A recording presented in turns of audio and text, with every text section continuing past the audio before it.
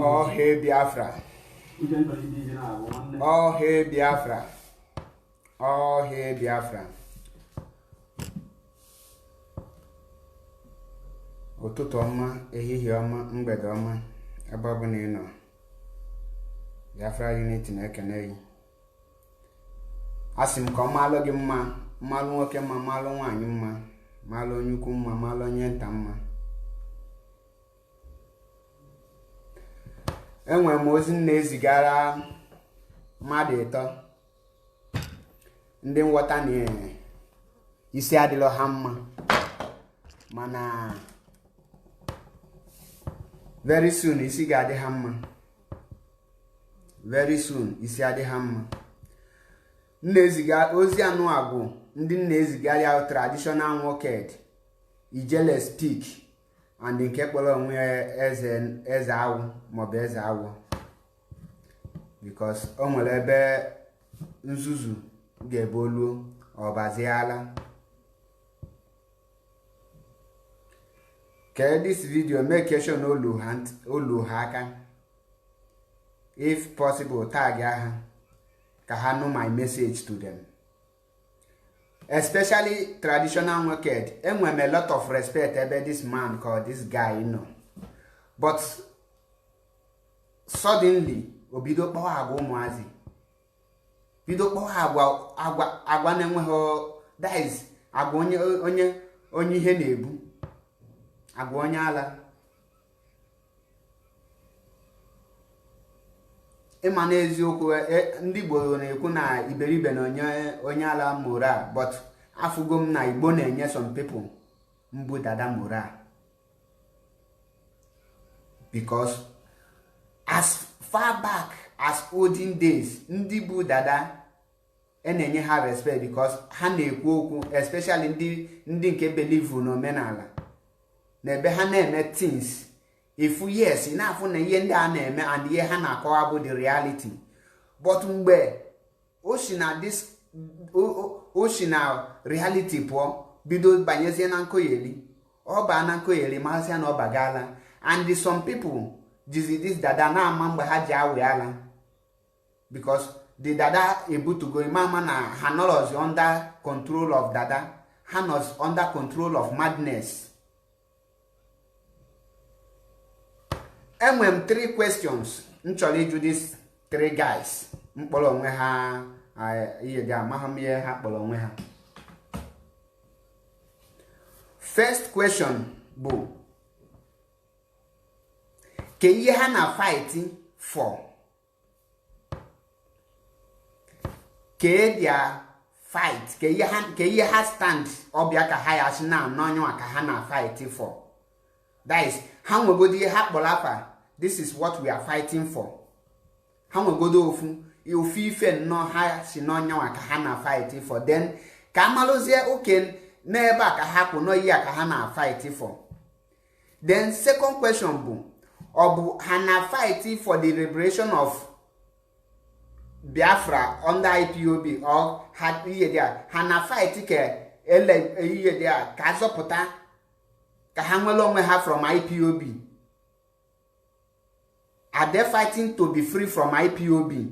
Ka ha na fight to be free from Nigeria? This is my second question.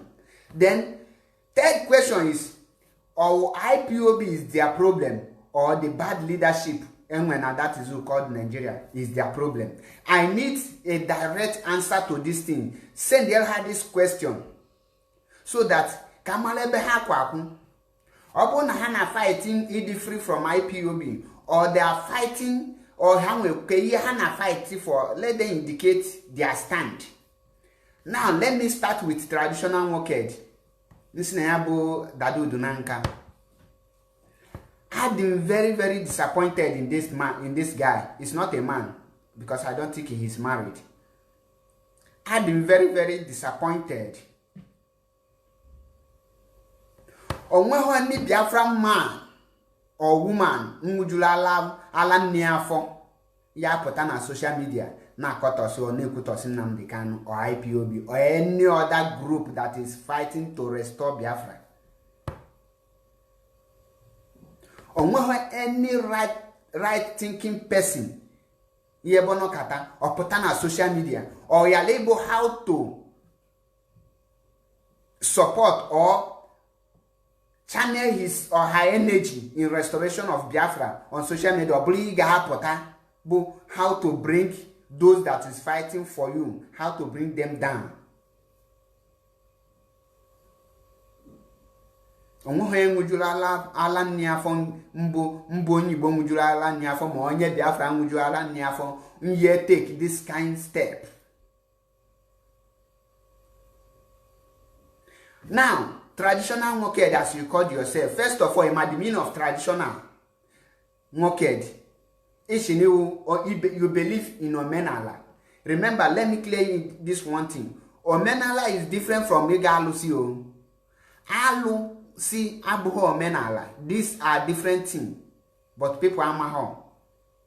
Even as olden days, those evil people are the one called Alusi.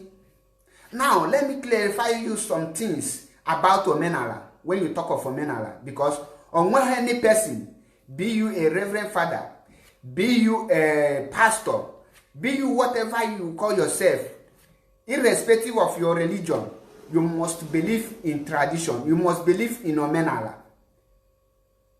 That is one thing you people must know of. Omenala, in as far as you are matching your leg on the ground, you must respect it, irrespective of where you come from. Every land, every country, every nation, every town, every village has their own omenala. It depends on how you practice your own. Then you call yourself a traditional man.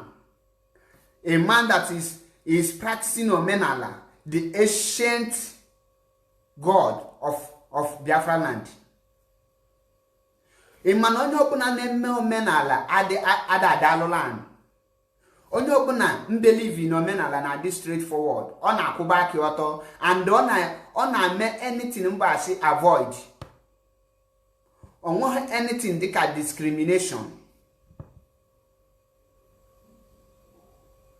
You believe in omenala. Now, traditional nwokedi ka ebe kwaku. Last time na watch gị ebe chọrọ ibido the incantation of omenala and iji egwu ụka wee na-ebidie. How come?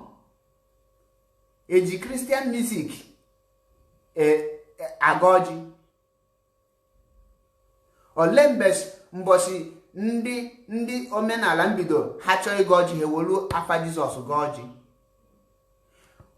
Nwanne, as a man, isn't you a man and you believe in tradition, stand on the tradition and restore Biafra through your own way. That's how men do things. Men run things. Men anaghị akọ ọnụ ka ụmụ nwanyị. Kezi kija akụpara. Kezi kija akoyerizi akoyeri. A traditional man like you. A man many people nenaya ka ha muta things from. Apụtazie na akoyerizi akoyeri on social media or in the name of chicken change. Emanezi afa ka ego. People like you, any leadership, ordinary counselor, you will say your family, say everything around you because of money. Ego leki na-enweta na social media, ndị emegi ịpụta na social media na-akọ bullshit, na-akọ trash. People like you, to God who made me, I believe that you are not married at this of your age. And the one you put this kind of person marriage unless you job with the woman. People like you, you had to get that run and job with the one no. People like you job with the one you change had no love. People are mama that you are worse than the devil himself. Now, come back in case open no webe this thing. If you believe in tradition, if you believe in omenala, stop the rubbish you are doing. Stop the atrocities you are talking with your mouth and go back to that omenala. Retrace your step and try that more ndi che nwere ike ịgba ya alụ gị because iligo nsi no na imega alụ with ọnụ gị.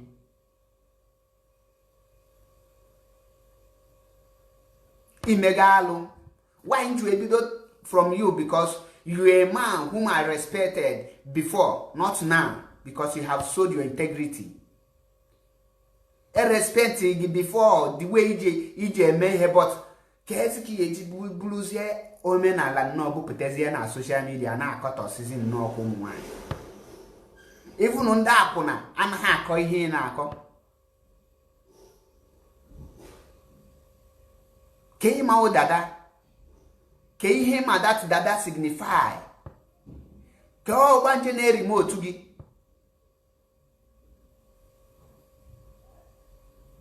KBC. Why can't you, as a man, traditional man, on if for the killing naga on na east, obonichori the famous, can't you use those things to be famous? You try to do those things where the famous. Can you use him?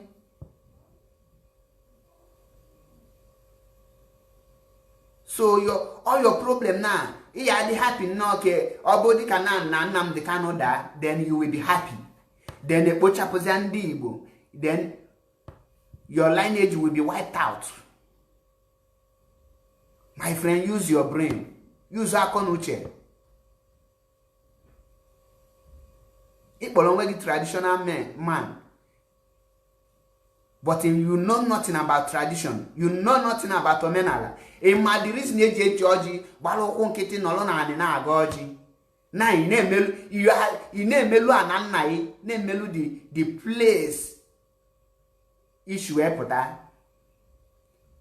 Ihe na-eme na-agosi na adịghị mshọ na ịgba ibu natural dada. Yeah, your parents refuse to bath you, then you should grow like that. Any person anakpughi ishi for 10, 15, 20 years, you grow ishi mfiko because you abụghị dada. Ishi na ibu dada ka spirit na-eli digi or evil spirit ka ibute dada from. Channel your energy and restore Biafra. That will be your duty. And you will gain your respect. Stop fooling yourself on social media. Nego to your age, and it's an under 20. It's an cowbomb boy that as of this your age, you don't know where you belong. A mahi kwesidi name. Can message in a pass to your younger ones. Even if you need to go away, makana munye we kiji makadisi your usability. Hapogunono. Inezusu yali. Ana bogi tradition. In that drive joy from the course in weten na social media. Or dekika ke ego obu na enwete through course kona bulu. You will end up like Nigerian police. Check all of them na kuno za nego. Ke ihe ha ji eme when you go mention for blonye police uluria. Asigi no nya na kuno za ebe ni na 10 naira 20 naira. Or ihe actually subject to onwe gitu. Then if they solo muazi kwesidi na lecture, then I call you reason na social media do to the matter your age. You don't know your standard, the matter your level. The matter be belong. Okay, you need the Mazinam they can pour your name on Radio Biafra so that Mazinam they can name her time, low life like you. Or more your time.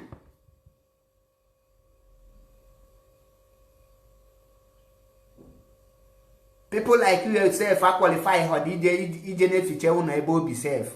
You qualify the hard statue just not for respect to go to your age.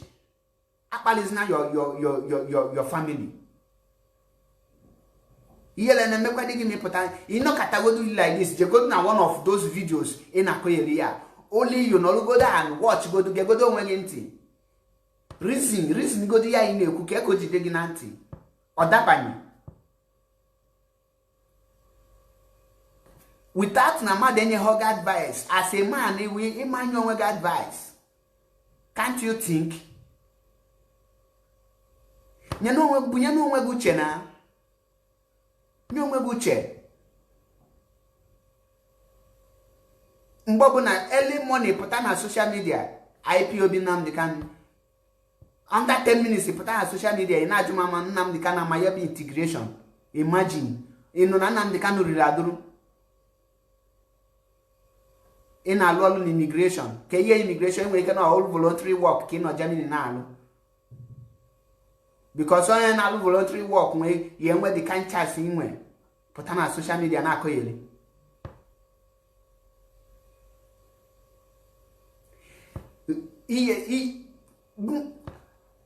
A word is enough for the wise.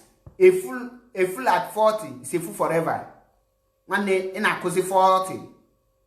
And each of you remain a fool forever. With you, without you, Biafra will be restored. And the ENJ melu get available. Ke abu your faith when Biafra is restored.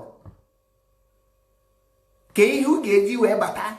Na la Biafra. Yes, Biafra was restored in your own time, and you are among those that is trying to sabotage the restoration of Biafra. In a think quite forward. Check you go to country, then at least you are in Western country. In Germany. Germany is one of the best country in Europe. Now, from the white people you are mingling with. Get the knowledge from them to pass to your people. ihe a ka eji ama onye dị wise. A wise man learn the good thing and bring it to the people, and take that good thing to his people. You are living with the white people in Olodie. Now also the bad ones. Achọghị m ile curse on you because mgbe ọgọ no yelu ga ahụ. Ọbụla ba ibu isi ogologo. Men are on ground na fight ka eji nweta Biafra. Men na agbanyali nnọọ ọbụla ihe nọlụ. Ihe nọlụ nọbụ how to close the road.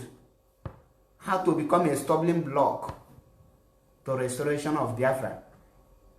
Nwanne, abịaghị m here make it relevant because you are it is relevant. But ihe ja pass this message to you ka ịmali ihe ka use ya konuche. Malo na your age agafego this thing in ezuzu. Your age agafego nzuzu. Your age agafego this level in on here. Ekwesị ka ejiri gị na ama ezigbo atụ na ọ bụghị onye pụtara ihe dị achọ ịkpa nkata chi ịmahụ that idiot traditional nwokedi.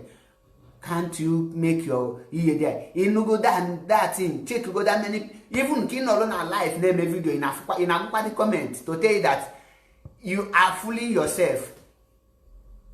Now reason your comment in a receive now and reason that time you can with your little sense. Each only with the followers. Each only create your you build your page. Then or bully in a wrong way.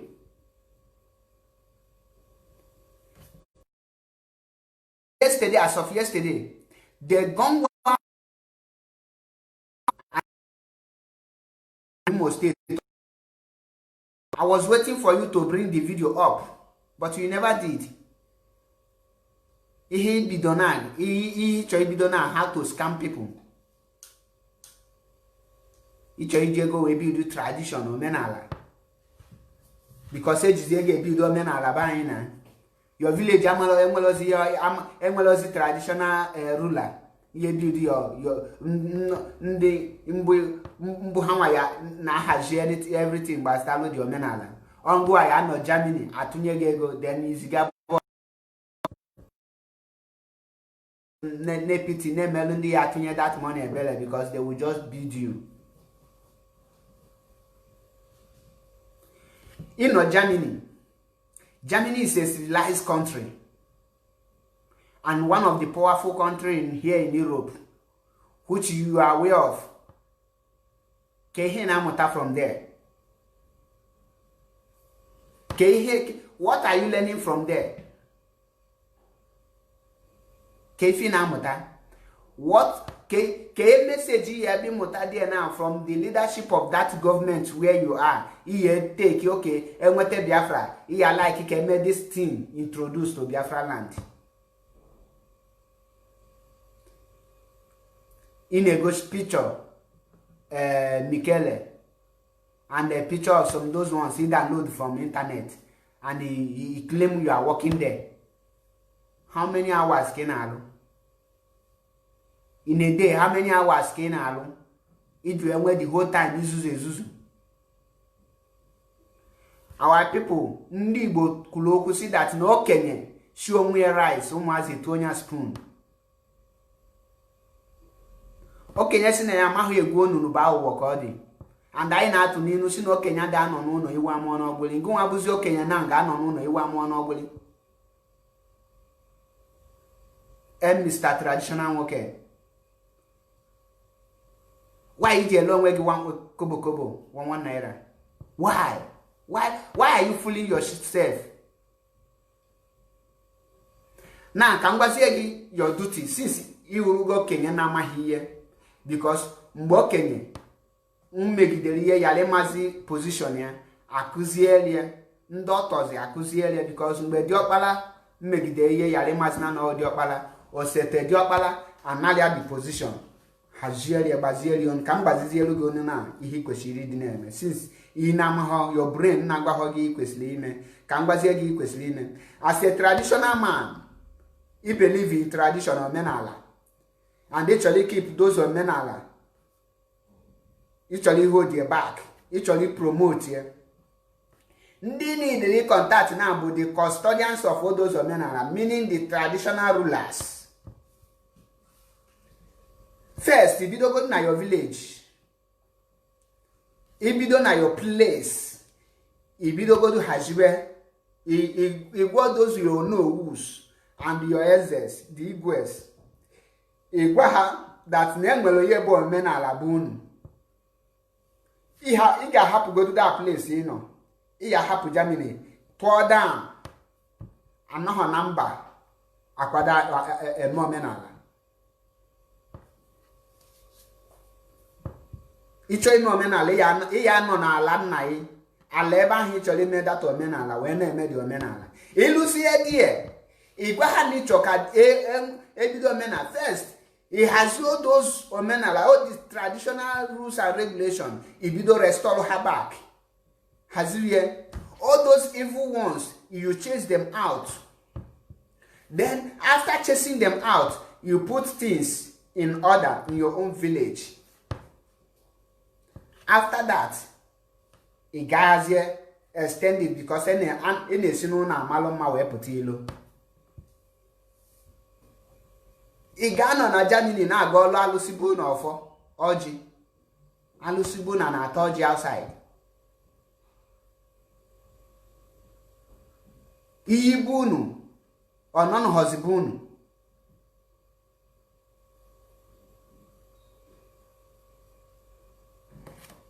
Ihi need na bu all these traditional rulers keep silent ejilo obala. Ndị Igbo na-emebisi ana because omenala na-asa ọbara. Omenala da anọ ebe a na-awụfu ọbara innocent people ndị na-enweghị ihe ọjọọ ha mee. Then ijegodu kwụsị ya iji chụpụgodu ndị Fulani herdsmen mbụ alụ kasasị alụ wee na-emebi omenala bụ unu. Enwere ozi a sacred land in your own place kwuchi gị nwama. Mgbe elu bụ elu, enwere ebe a na-achị gị n'onye a ebe anụ abala nsọ. Anyhow person ada abadi e na-etolu ibadi etolu. Ijegodu no restore those things as omenala onye omenala ebu. Then if fight is ya ka ya place ye ji the secure. Iya keji amoye ma ihe. Na ị na-ewetelu Maazị Nnamdi Kanu ọnụ. Maazị Nnamdi Kanu ga London ga school. Gacha school no lo die fu katin si si aga. For the things, the citizens of London, the citizens of England, here have benefit from the government. OG citizenship there. Mbono all the entitled to everything the citizen benefit there. Oye benefit hanchanine, but osimba. Mua ama continue benefit where this thing alone. Nge woga this thing. Can we low to my people? Oh, heji amonye ma ihe. Oh, heji amonye fundi mfulu mwanne n'anya. O we batazie. Then gi nwa putalozi obodo Germany, the same Europe. Isapezi anya, ifuzie katin sisi aga, ke ifi wote. Ihe wote bi no so onwego. Onwego onye Germany ifu na nusa German person ogu. If you get German person, now say a German person or never he no.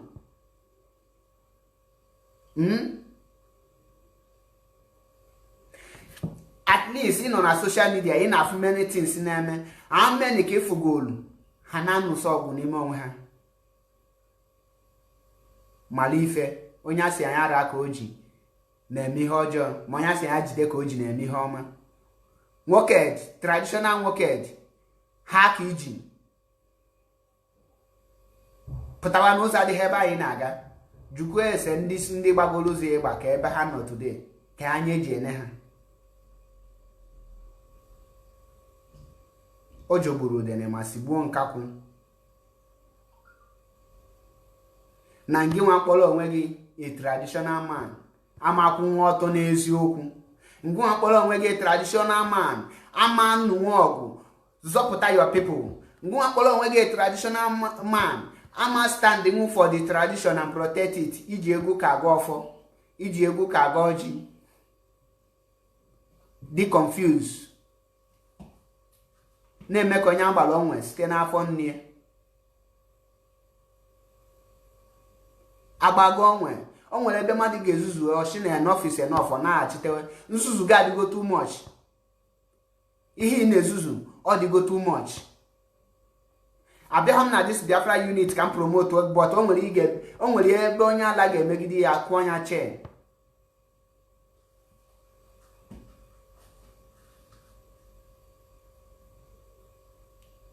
Mala ebe ị ga na-ewogo aka, know your level, agbazina oke speed.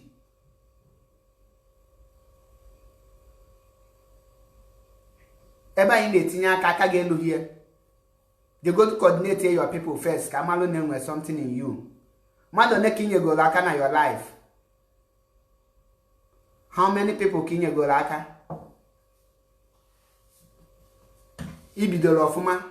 Ọ dịghị ka with this thing na-eme na ọ dịghị ka the zoo government recognize gị. Ha may recognize gị. There is no way ha ya eme gị recognize.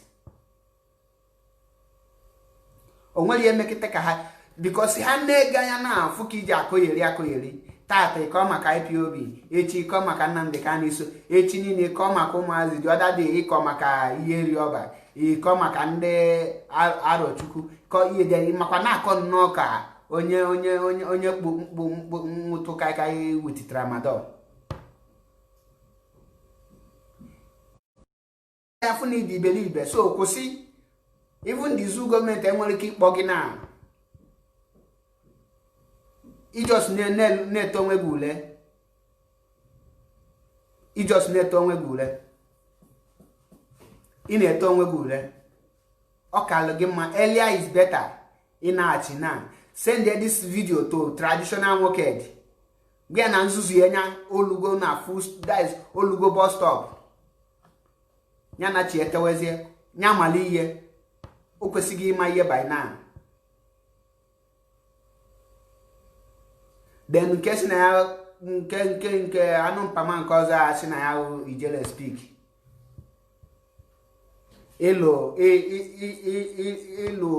Ịnọ Libya commit all sort of crime you commit instead of you hide your face. Maka ọbali kwafu na Mediterranean Sea.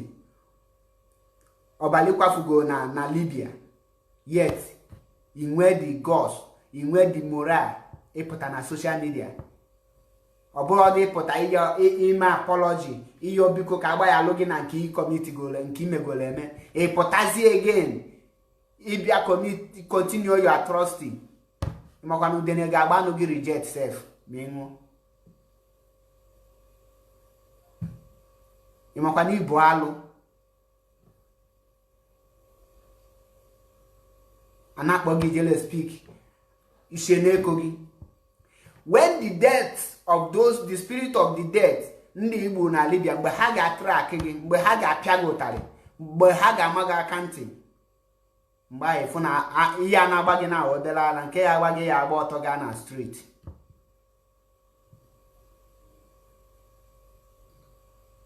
Ishi na repent go.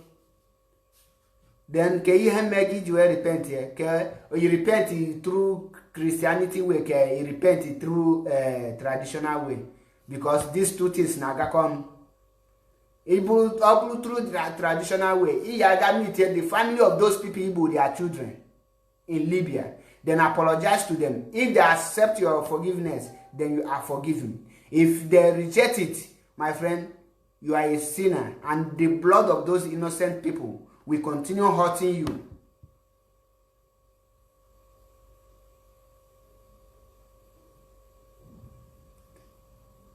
Igbucha people soak all your hand in a blood. Then instead of you you silent your mouth. Ipota iwetelu mazu Nnamdi Kanu mazo your people ndo. Iwetelu onu na. Because ibugonu madu. Iweta ni ibuzie madu. Mani qualify go. in go about innocent people. And you think, yes, you are now a man. You can mention the name of Mazi Nnamdi Kanu anyhow you like. Because he anakpo ijele. He made the meaning of ijele. Ochucha de kagi.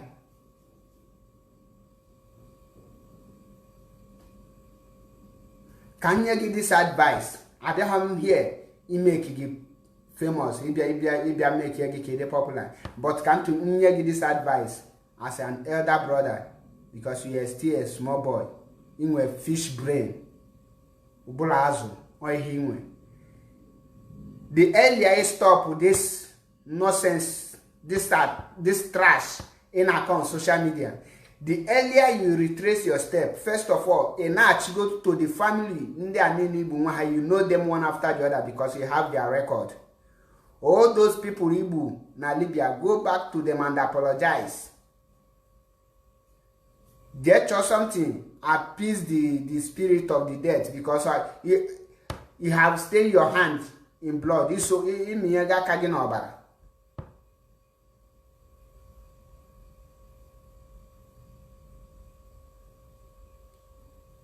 Then you go to Hambayano.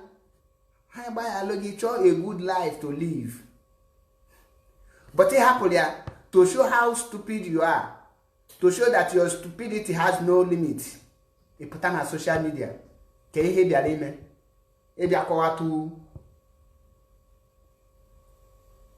Because once you mention Mazi Nnamdi Kanu, you mention IPOB, mention Biafra, you think people will follow you. You are laying curse on yourself. Those that is following you are laying curse on you. And the more you receive that curse, the more it will happen to you. Nagwagi nkebezi okwu. Obu na ikusi hona. I ga-anwụ ihere.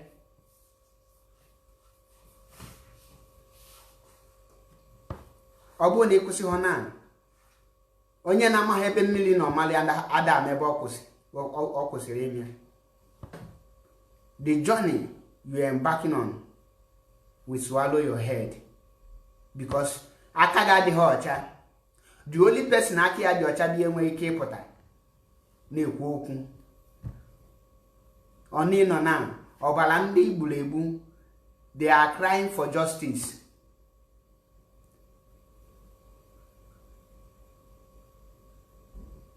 Nwa mosquito pull outside.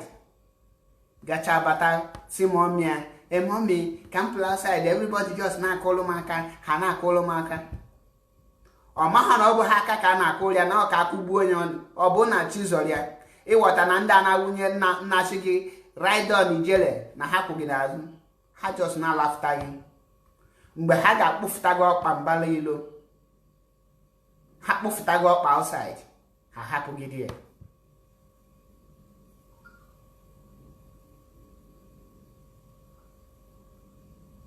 Okay, again, man, you see this your social media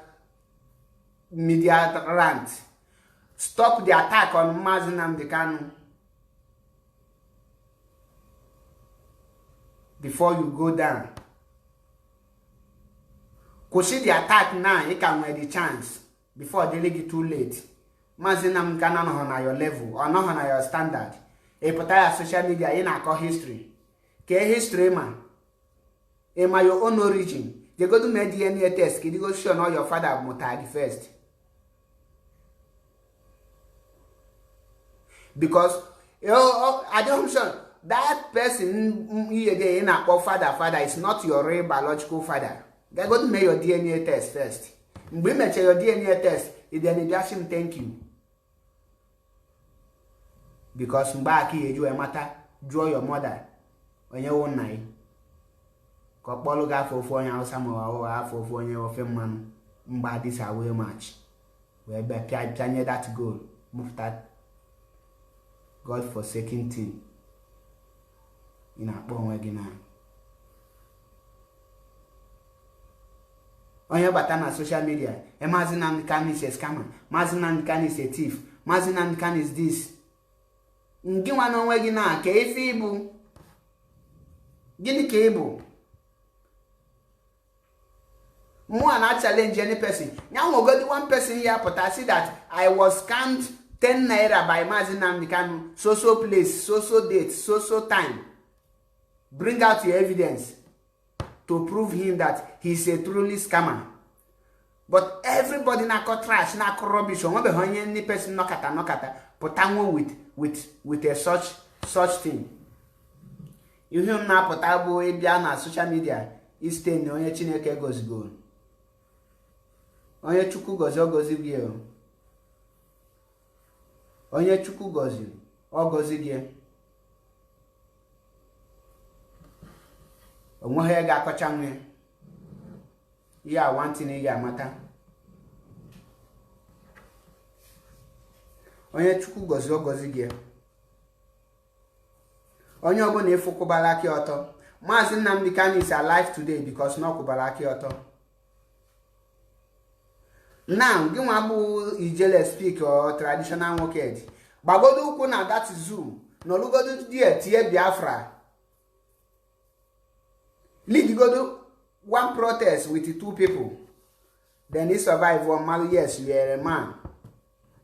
Iji onwe gị lelele when I compare a whole leader of indigenous people of Biafra. That shows that you matter anything. Ogosi you matter anything. You know nothing. You put on social media, you Google or something, you na as in the history. Ke big school. You got school na zoo. You get school na zoo. Ke zoo anakuzi history. Onwere ebe ma ke ebe ma bu your place. Ke ebe si bu na aga. Ana akpọ gị jele ineko isi gị n'eko inezuzu mgbe ha ya ta lapụta gị ha lapụta gị ha hapụzie gị ebe ihe niile mmiri a ama gị. But one thing ofu one na-echi all these saboteurs ebe ọbụla unu nọ no ebe niile unu nọ na plan evil. Malia that na onye ọbụla na plan ka Biafra ya lebia ya aṅụ before enweta Biafra. Ndị mmụọ ga-afọlikwa onye ahụ. Ebe ọbụla ị nọ tata bụrụ your mission, bụrụ ihe na-eche bụ n'ihe ji wee fight ka Biafra ya lebia. Malo that you are digging your own grave by yourself. You will die. Now, can come with this Okayeveli. Good for nothing. Keshina Abez Awu.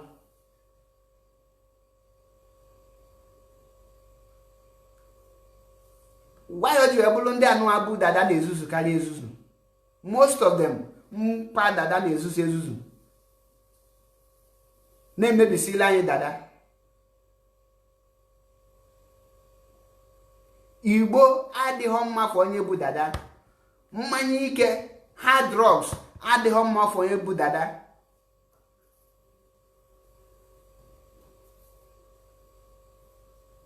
Because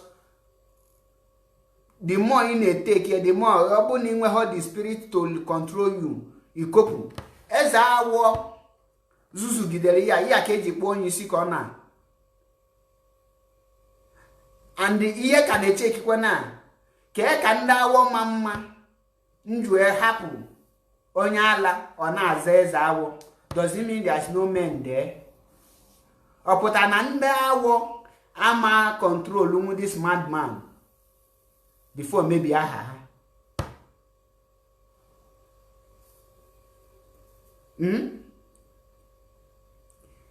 Onye just na-stay na afa ndị awọ because onye na-amabeghị maka awọ before pụtazie na social media na wee matazie ebe bụ awọ nwunye dị nwee ike iche na ọdịsa atụrụ bụ dia king. Ọ na-akpọ nwa eze fearless king isi n'ebie ọ sị na a ga-ezigara Maazị Nnamdi Kanu Njaba. Mana oziga nwụọ Njaba to Fulani herdsmen. Oziga nwụọ Njaba to those Fulani soldiers na-rape his brother na-rape ụmụ nwanne ụmụ nwanyị there. He do nothing over it. onweliki us no nwere boys, you have boys, but you cannot chase Fulani herdsmen out of your village, and you shouldn't wear boys.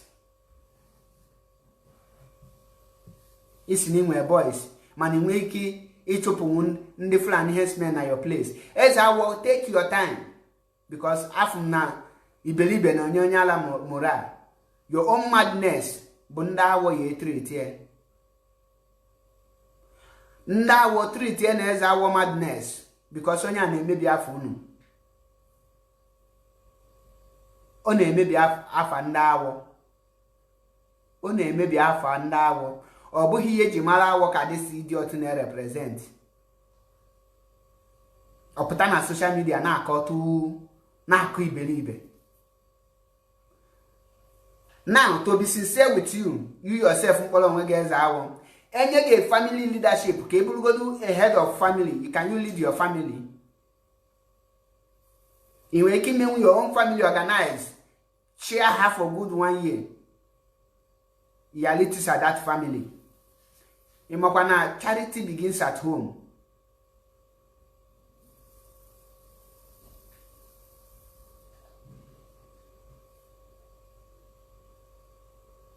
Stupidity never limit may lead people, many people, to their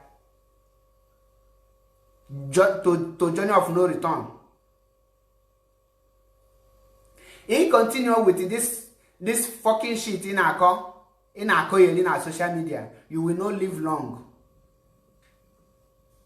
And the you are the one to kill yourself. I believe on your metal. If you like to metal on where he get you 1 weekend, that is your own cup of tea. If you cut all your life short, ebi na choye na zogendo. Ebi nebu hatred, no ye na mahomi ne exist. Onye na fight for the future of your children. Mazinam de Kanu your problem. Now 3 of you, the 3 idiots, traditional nwokedi, Ijele speak and there's how. Can you people form a team and fight what you people believe? Obu nunu manunu welifedi in you people, that you have something in you people. Bring it out, let's see. It's a leadership easy. It's an church chichibu we put our social media block doesn't na yopola na akoyeri. It's not leadership. It's not those people not type logi right on. They put us on street. It's an higher so get put and on social media. Everybody will right. That is why you are your limit. You make a limitation of right.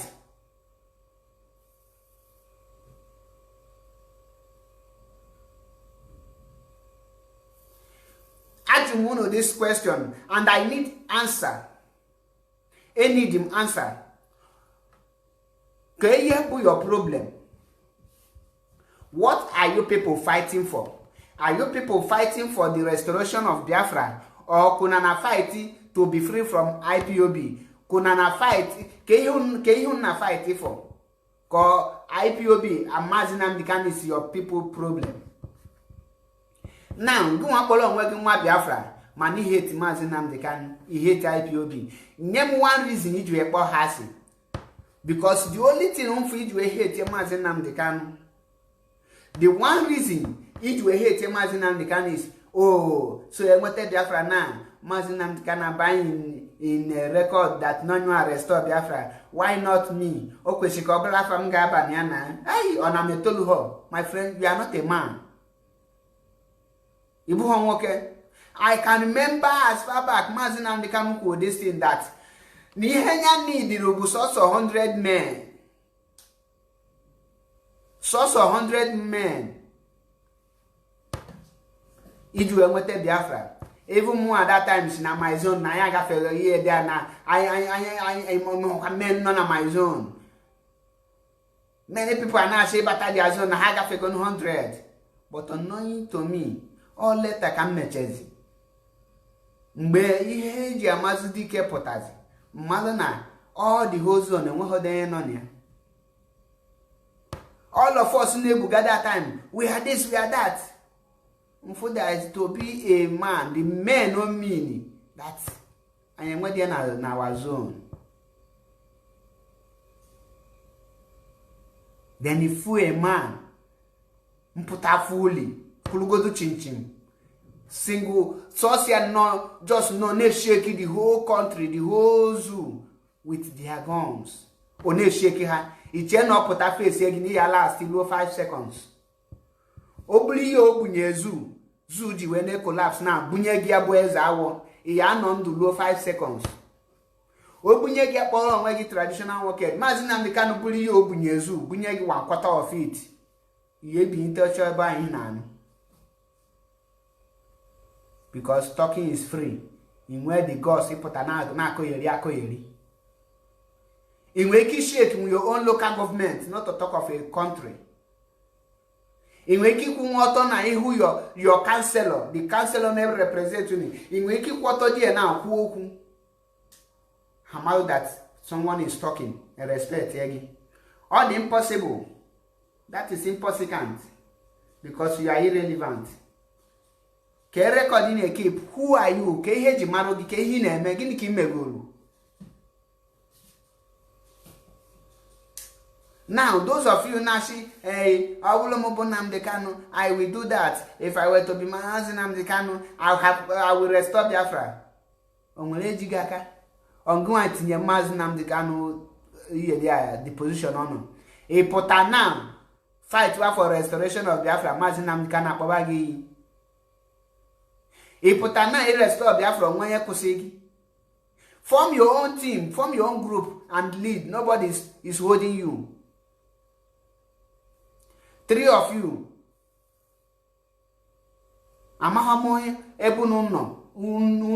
That is amaham the kind of laziness the man who tuli money Thursday. Common condom 10 naira for 3 naira of that time. You prevented these atrocities or the lazy gote or ballo this evil spam buying at that woman, the woman there. I'm more 3 of you from different places.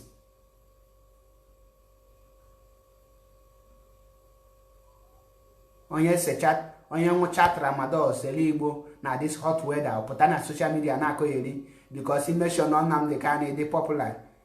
E putazi di na akoyeri. E na ha draw we care the consequences of what I'm doing. Care the consequences of what I'm involving myself. E mokwa no ntinjo ni megide we nwo bro nwo ihe nwobu onwe yele obuho ni na azo your people no ni iji maka we nwo bu ni na betray your people. Check godu ndi ni na betray the whole people, betray their people ka ha de nwere na echete ha taa. Ka mkpobalo ga afa in case you forget. During the time of Ojukwu na azo ka enwete Biafra. Azikiwe na azo one Nigeria. Till today, when you get day no you can celebrate Obula Azikiwe day. At least enwele Abiola day now. I can echete June 12. And when you go mboshi no, that person who restore Nigeria independent, mail everything. Fight here for one Nigeria. Say his people. Bow his people. You protect one Nigeria. Ke no now. Ke heje chete. Ke the thing Nigeria je chete Nnamdi Azikiwe today for fighting for the restoration of for Nigeria independent. Ke heje chete. Onwelo heje chete till today. Then e potakwa ibia na about the same thing. If Ajuna till today, on we going for now, even self made banwe if Ajuna is abomination now. But open now that man fight alongside Ojukwu that time. Yali sell his people out. Believe you me, ndi bokaya na ba if Ajuna do tata.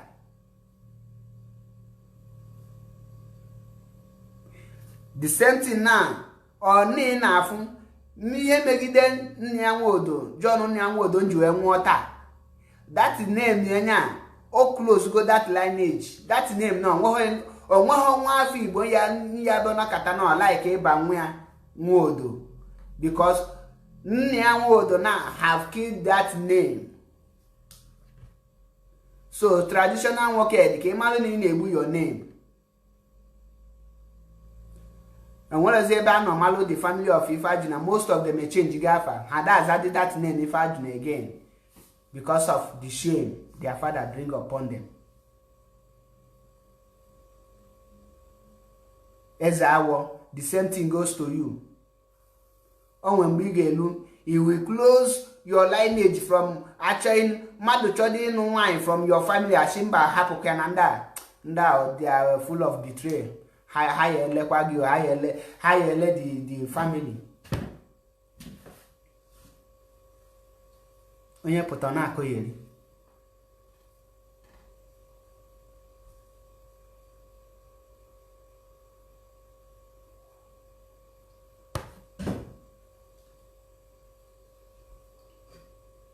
Onye pụta na akọ yeri. Onye pụta na akọ yeri. Mmadụ niile na akọ yeri.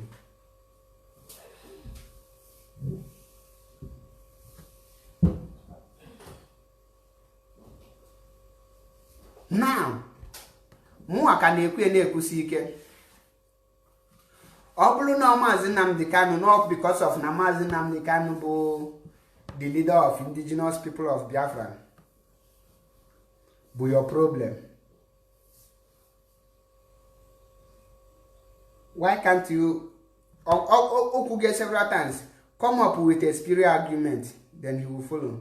Pụta nnọọ gbe anya little ka irigolu n'ihe emenwe ife dị nya. The figure apụtagodu, ịgbadagodu ndịda.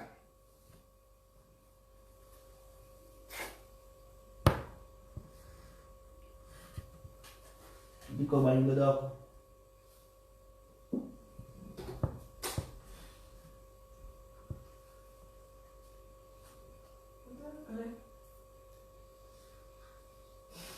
Onye pụta ọ na-akọ yeri. Onye pụta na-akọ yeri. Gosigodu na inwe the thing in you iju ebulu leader. Ni qualify le ebu leader. Kenye godu ki one zone. Just ordinary coordinator nkịtị ka coordinate. Kefu ki eji misbehave. The way you get na treat people, you go see that in the leadership quality in you.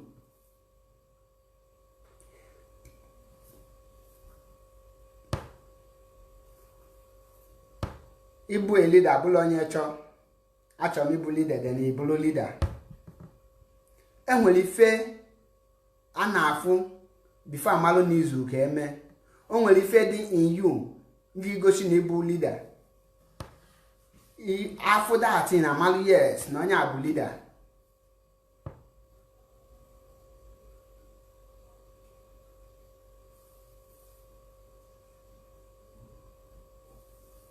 All of you non on social media now want tam.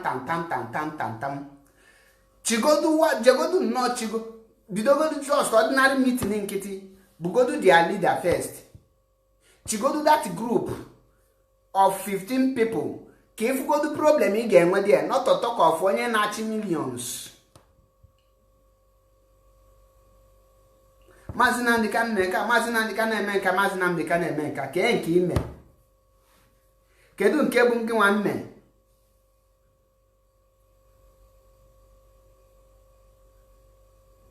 Balloon or go no more. I can not June. Kedebunu kwaku. Ke cause in a fight for. Traditional nwokedi. Kebi kwaku. Or IPOB bụ your problem ko Nigeria. Kulu no ofu ebe na ina agbayali ka mkpụrụ amụ. I nwere ike ikwu ofu ebe.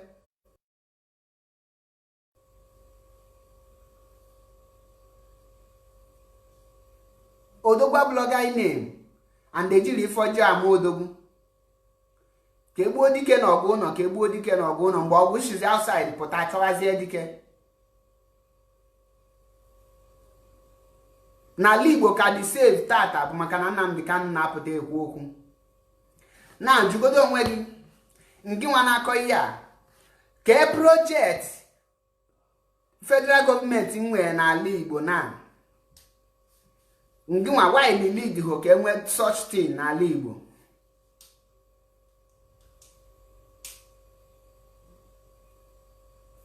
Ka ihe kpata na onweghị river Niger ncha ka ihe kpata na enwere ike ịlụ ọlụ ọwọlụ ogbe nwe ike dị na-abịa na ọ dịghị ka ọ dị impossible. Ọ dịghị ka na that river Niger ncha ọ dịghị ka ọ dị impossible ụgbọ ship ịbịa na ya. Ọ dịghị impossible. The only thing on need bụ ịlụ ọlụ.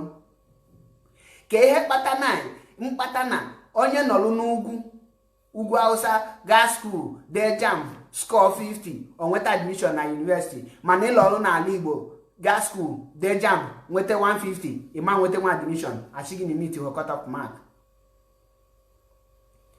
ni elu ile at least from 180 gbagobe. Mana ofu exam e settle gị ka settle ndị ahụ. End of the day, how many Hausa people ka efu mbu file akpagharị na-achọ ọnụ, mana onye Igbo gacha school graduate onyewa keke na pep. You channel your energy to fight against all those things, and you call yourself a man. How many industry ka enwere n'ala Igbo? Onye Igbo kpata ego na ọgawa n'ugwu Hausa, all because of people like you, enemy of progress, ndị osochiegbu. This traditional nwokedi with Ezawa and the jail speak, ha nọrọ na village ha ya na-akọ nsị. Ha ya na-eme ihe ọjọọ bụ na dị iche iche. Ha ma kwe ka that village ebe ha si pụta gaa n'iru. And that is sure all those things kpata ha ji wee gbafu. Bịari adụrụ.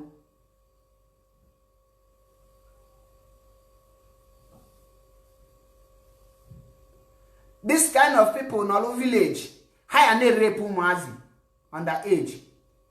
Ikunye ha obele nwa ha kurie n'aka ha na-aga ya mgba n'ike. People like traditional nwokedi and the rest. Ha ya na-eme all these things because alụla na-adị ha n'ishi. The only thing ndị a n'ishi bụ evil. Onweghị anything ha ma na-abụghị evil. So evil. How to do evil bụ ihe na-agụ ndị agụ.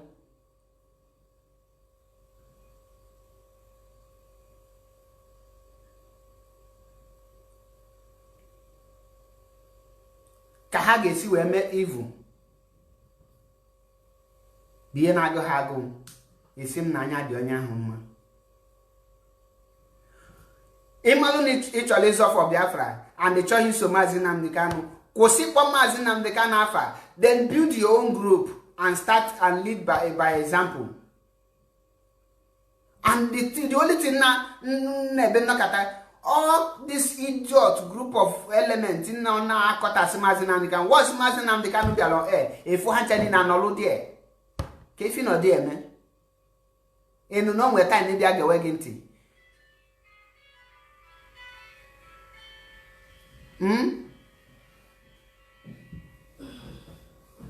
Respect unu unu,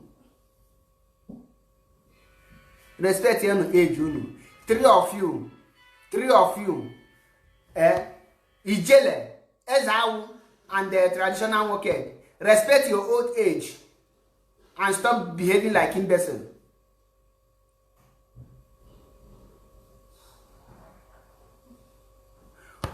Form one team unu and restore Biafra, or restructure Nigeria as you people claim that you are from Nigeria.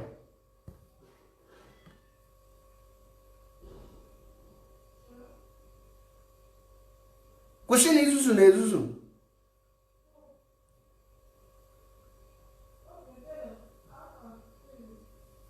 Kushini izuzu ezuzu. Ọhụrụ mgbọbụ na ịpụta ị na-akọ ya iko yeri. Form all your team, form all your formidable team, form godu na ka ndị mmadụ ofu that na Ezawo, traditional nwokedi and the jail speak have come together. Ọ bụrụ waziriku na esolu ka ifu godu ka three of you ngeji wee nwe ike menwo things afunas na unu a uzu ka eme na nwe things unu ya ewepụtenwu. Form godu nu team ka mfuko ya eji last 6 months without unu ịgbakasị onwe unu, without unu eji hasịrị kụkasị ebe niile, without na enviness unu enye ha unu poison there without nne ji obi ọjọọ unu wee na-eme things there ke fọm godo unu team unu ka ifu ị na-akpọ Nnamdi Kanu ihe da ka ọkpụkpụ afa Nnamdi Kanu gbagbukwa unu there onye pụta na-akọ eri ma unu akpọ ha Nnamdi Kanu na-akpọ onye nke unu akpọ ha onye nke na-akpọ onye nke ọzọ a na-akpọ unu afa ke ụdị ihe dị a ke ụdị kind people unu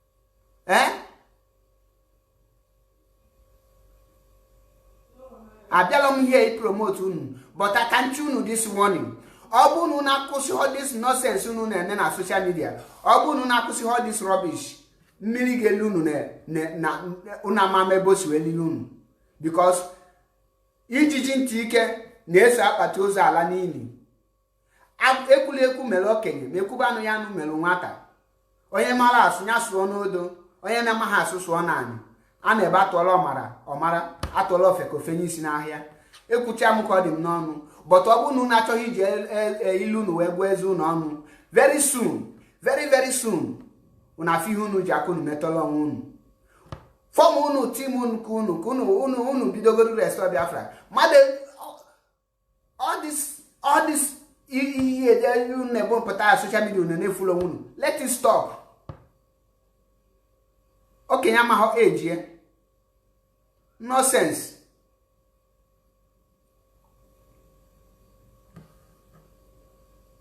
bịagodu gbanwelu m ọkụ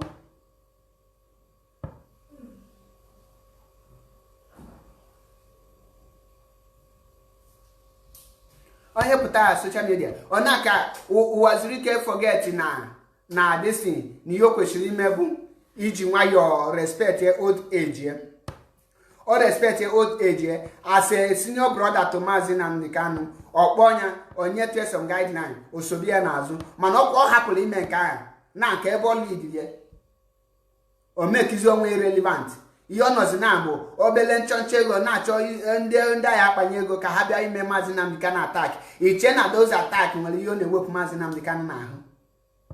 Let me tell you one thing, the more you attack Maazị Nnamdi Kanu, the more you attack Maazị Nnamdi Kanu, the stronger he become. The more you think you can bring down, the higher God lift him.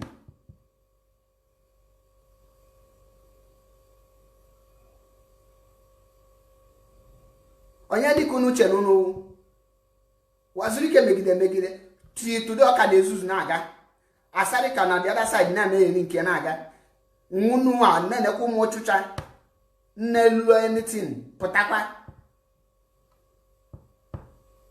unu amaji ile mgbe wee gwa ezu n'ọnụ.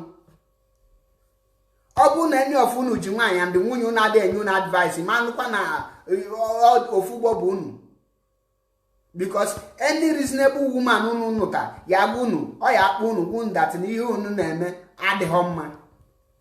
Ihe ji anụ nwaanyị bụ ka nwaanyị na correct nwoke mana adịghị m sure ọgụ na unu anụbeghị nwaanyị unu enweghị enyi nwaanyị ya correct unu.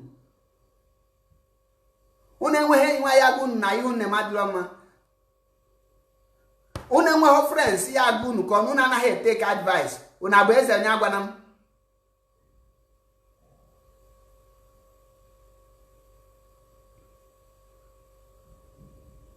Unu ejiri aka unu na-emetọrọ onwe na alụ in the name of nature ịgba Maazị Nnamdi Kanu mgba. Jiri mgba ị chọrọ ịgba Maazị Nnamdi Kanu gbatagodu university tinye na your village, gbatagodu good road, good hospital tinye na your village, gbatagodu good electricity tinye na your village. Okweghị agbata iji maka obele change ya akwụ gị na social media destiny na akọgheri. Ichefu na we are talking about the future of your children. Or they can that change and akwụghị there. Oh mmadụ fight for that country ebe ahụ nọ. Eza was na ya na Austria, then go on Germany mbo traditional nwokedi, ijele na Turkey. Oh mmadụ build those places or do good to live. Or enwe constant electricity, nwee free wifi unu ji wee eme nonsense na social media. Inwe ike nọ na that is now. Buy online, you can call for 1 hour, 2 hours.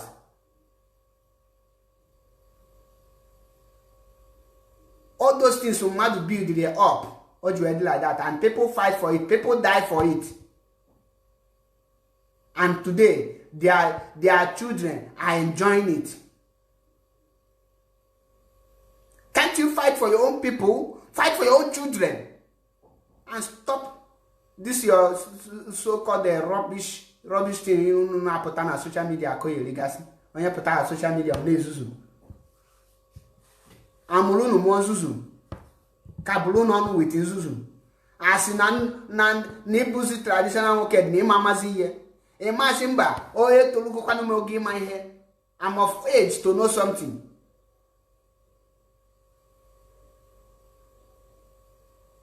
When I do useless Nek and Hausa no nji police uniform and soldier uniform na our people bullet every day will matter ne bring our boys down. Una when he keep anything uno soon uno where boys you get this you get men man when you kid you stop all those kind of things. One night you I tell how me lay cost on you people because lay cost on you people una hear the value of dada.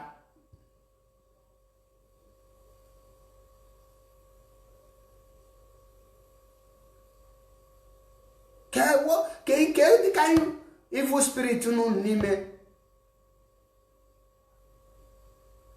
At least you may change it in a land, go do your video back. Here my as of this my age or your question name. Am I fighting for my people? Especially this traditional market. You are so irritating now. I'm not gonna one ayala because his people are mataging on ayala. As a madman. Atugie chain as a madman. Ngonye ka kita malgo no nya la ko bu but ngi machine wu traditional market. Actually yala nke gi in another level. Early morning at 6 o'clock in maptago social media e ko bullshit. Early morning 5 o'clock in on social media na akoyeri. Ke message na pass to your unborn children. Can message na pass to your younger brothers? Can message na pass to your people? Your mother ya no ebo no na me backward because some man 9 months na waste. 9 months so tala for a waste anagi ni. Abu ni we have the time to correct your mistake. But because of kobo in a totota, you really fool yourself. You try art comedy, go into comedy. I will understand that you make comedy. Stop fooling yourself. Only try into acting. Acting ka yin esusu ma malo na acting. An bobo ne bata ya onya na art kwa. Obuhi no kata a mature man di ka ge potassium na esusu ya le ka mature goat. Na esusu ko kempi. In the name of rubbish. On a song one son now. He may be not on a immobilize a man. That chase all the whole flying men none at that east. On a soggy he seek he lead the protest. He seek for justice for this guy Ababunolu.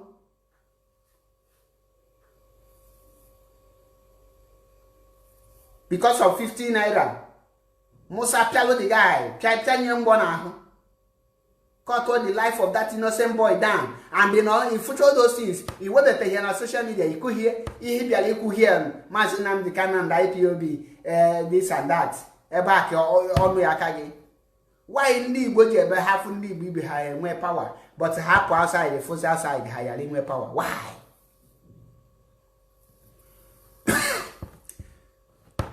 Once only go for only Bibia, on where moral, he can do undo, or Saba Lion.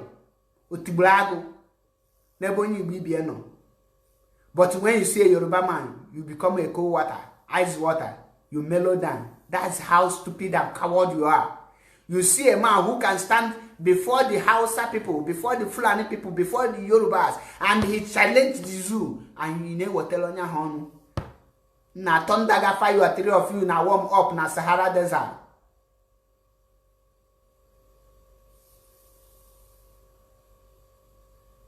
I'm yes, no, the foolish, but to this extent, can nama housey. I am no, the foolish, now this extent, I can't believe it.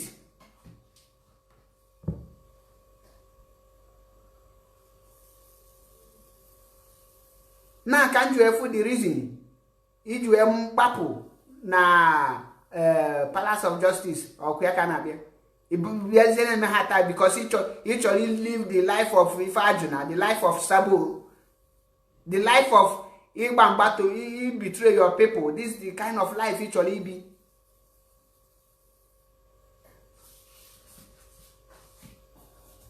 Ị na-agbaghalị ka mkpụrụ amụ, na-agbaghalị ka nkịta nwụ kaikai.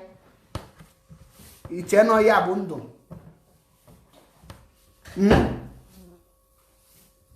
Iche na you can live the life like that.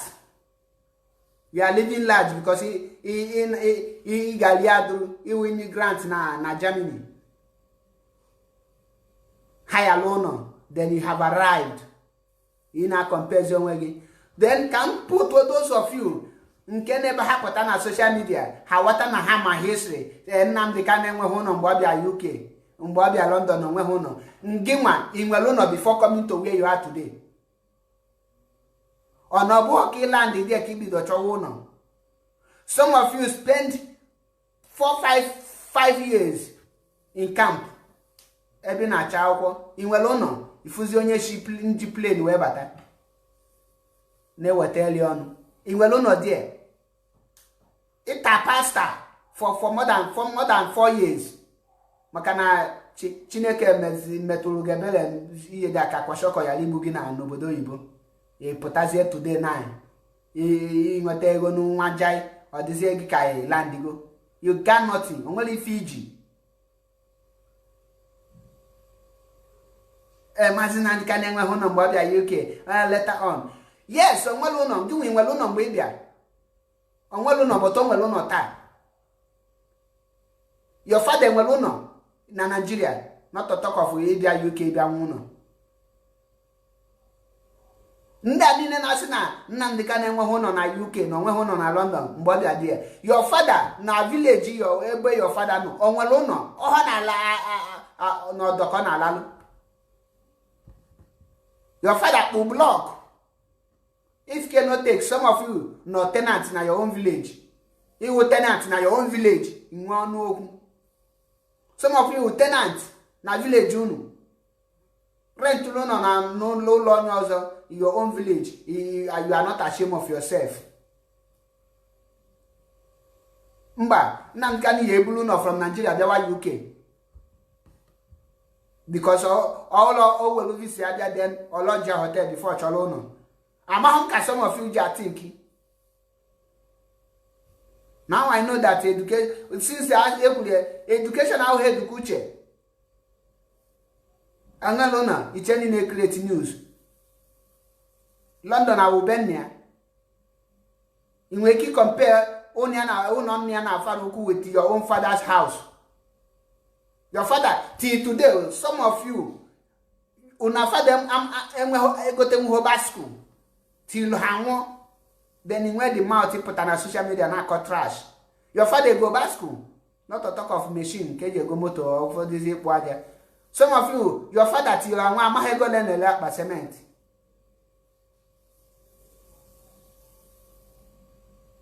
Manda puta, or man young respect and akoyeli. Because Mazina become the gentle. I will not the radical like others. Other freedom fighters. You won't know women make on social media. You call rubbish. You fool overnight. Because of no watching a call on lobi umala. Well, awful ndonazol on azota lan awful hananya. Ndonazol awful hananya. Obo here.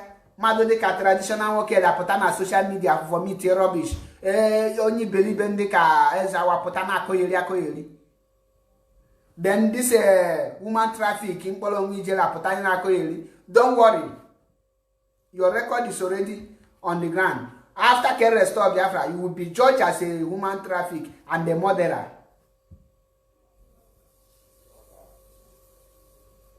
Can Fuki Eju survive? You will spend the rest of your life in jail with hard labor.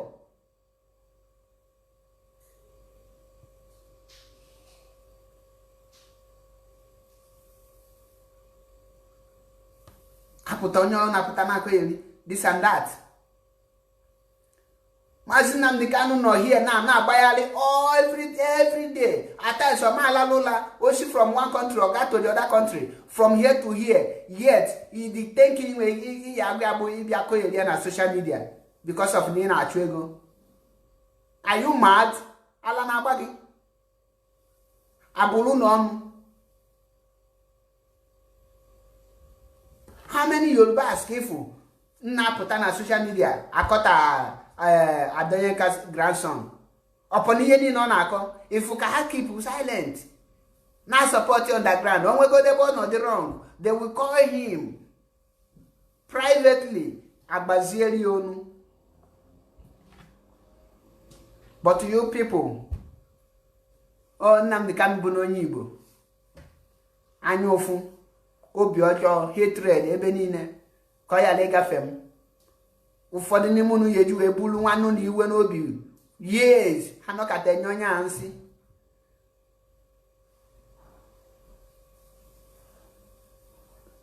Ọ dị gị ka gị bụrụ Nnamdi Kanu, but ọ dịrọ gị ka gị pass atụrụ ihe Nnamdi Kanu na pass through. Ije n'igwe na-atọ onye ọbụla ụtọ, mana anya si ya ka ọ nwụọ na ọjụ. Ị chọrọ ịbụ leader, but you cannot sacrifice your parents in order to restore the Biafra. You cannot even sacrifice what you have to restore Biafra, and you want to be a leader. You must be a foolish one.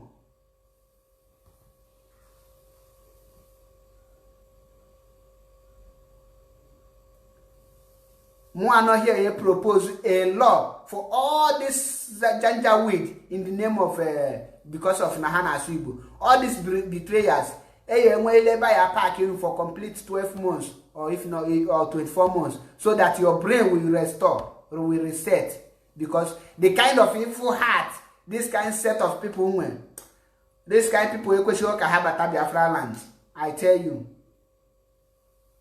He question here at Biafra land.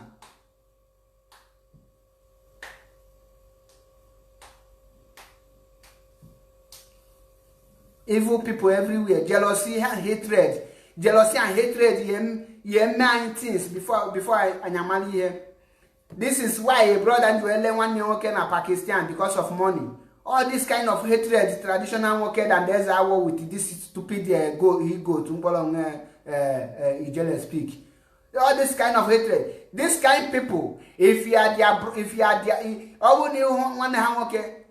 or your sister to them, fear your life, because sometimes we kill leg at any time. People like traditional workers, there's one they jail. They can use you for money ritual at any time. If you are relating to these people, fear your life, because these people are more dangerous. They can sell you because of 1,000 naira. Nda make anything. They don't know anything good. On what anything good you see from these people, Pata? I'm telling you nothing but the truth. Ihen na gwa gị eziokwu. Ibulu nwanne ndị a na-eze ndụ gị eze, because half opportunity ha eji wee mee gị leg ha ga-ele gị. I only have pity their parents, because very soon ha ma fozi ndị ha ya eme attack nwa chokiri ego ha wata na ha na-enweta akwụsị, then he will lose their family gwazi ọgwụ ego. Heart full of evil and hatred. Ajọ traditional worker now, what are you fighting for? Ke ifo ga-aza? Gịnị ka ọ na-aza? Gịnị ka ọ ga-aza n'onye aka nna n'ụlọ ọgwụ?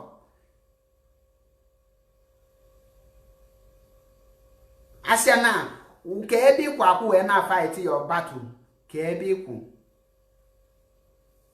ọmala ebe ọkwụ.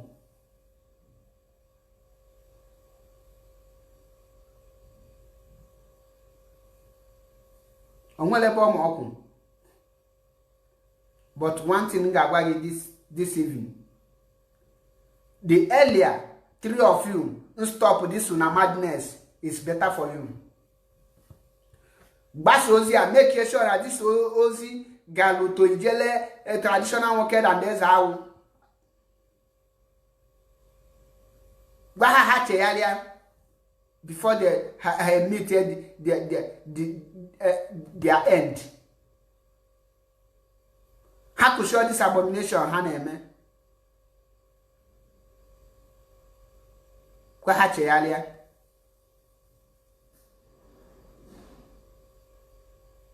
Ekpere m n'isi Nnamdi Kanu n'ụbọchị na mgbede a bụ ọ bụ nwoke ma ọ bụ nwaanyị onye ọbụla mbinyere ọtọ si na ọma agarịa n'iru ọnwụ, onye ahụ were anazi elu mmiri. Onye ọbụla si na Maazị Nnamdi Kanu ma restore Biafra ọnwụ, ọmadị ndụ wee fụ echi. Onye si na ibitre Maazị Nnamdi Kanu ma ibitre Biafra ma ile ụmụ nwanne maka ego ọnwụ, Nnamdi Kanu ga-adị ndụ wee restore Biafra. Ụmụ m ya ga-efu Biafra, nyanwa ga-adị ndụ ka nka enjoy kwa Biafra. And onye ọbụla nke na-anụ ọgụ Biafra ka e wee nwee ike wee nweta Biafra ga-adị ndụ wee nweta Biafra. Onye ahụ ama nwụchi ọnwụ ike. All the IPOB members onwe ha ga-anwụchi ga-anwụ ọnwụ ike. Ndị na-asọpọtụ Biafra ịma anwụ ọnwụ ike.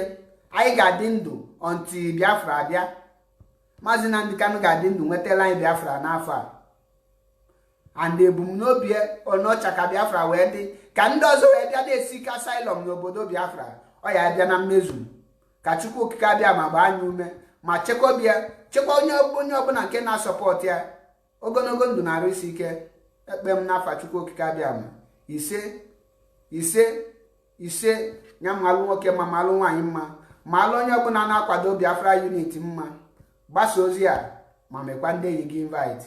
Nya gazielu unu mgbede ọma nụ.